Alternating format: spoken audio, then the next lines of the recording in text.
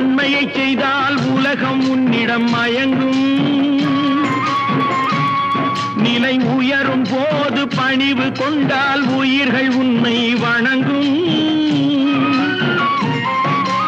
உண்மையை சொல்லி நன்மையை செய்தால் உலகம் உன்னிடம் மயங்கும். நிலை உயரும் போது பணிவு கொண்டால் உயிர்கள் உன்னை வணங்கும். உண்மை என்பது அன்பாகும், பெரும் பணிவு என்பதும் பண்பாகும்.